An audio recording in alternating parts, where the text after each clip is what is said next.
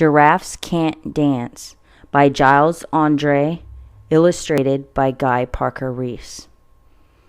Gerald was a tall giraffe whose neck was long and slim, but his knees were awfully crooked and his legs were rather thin. He was very good at standing still and munching shoots off trees, but when he tried to run around, he buckled at the knees. Now every year in Africa they hold a jungle dance where every single animal turns up to skip and prance. And this year, when the day arrived, poor Gerald felt so sad, because when it came to dancing, he was really very bad. The warthogs started waltzing, and the rhinos rock and rolled. The lions danced a tango that was elegant and bold.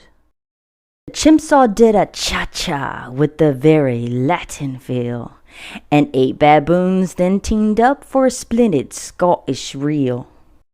Gerald swallowed bravely as he walked toward the floor, but the lions saw him coming, and they soon began to roar. "Hey, look at clumsy Gerald," the animals all sneered. "Giraffes can't dance, you silly fool. Oh, Gerald, you're so weird." Gerald simply froze up.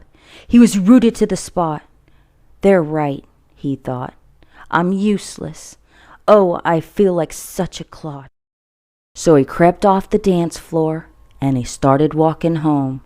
He never felt so sad before, so sad and so alone.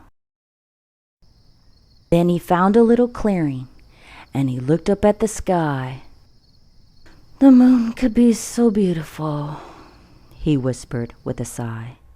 "Excuse me," coughed a cricket, who'd seen Gerald earlier on. "Sometimes when you're different, you just need a different song.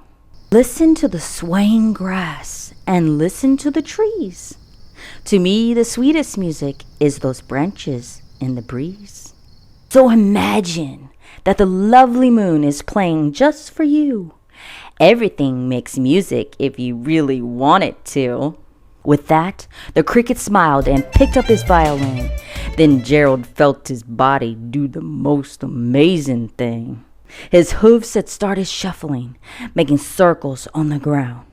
His neck was gently swaying, and his tail was swishing around. He threw his arms out sideways, and he swung them everywhere. Then he did a backward somersault and leapt up in the air. Gerald felt so wonderful. His mouth open wide. "I'm dancing, yes, I'm dancing, Gerald cried. Then, one by one, each animal who'd been there at the dance arrived while Gerald boogied on and watched them quite entranced. They shouted, "It's a miracle! We must be in a dream. Gerald's the best dancer that we've ever seen." "How did you learn to dance like that? Please, Gerald, tell us how." But Gerald simply twirled around and finished with a bow. Then he raised his head and looked up at the moon and stars above. "We can all dance," he said, "when we find the music that we love."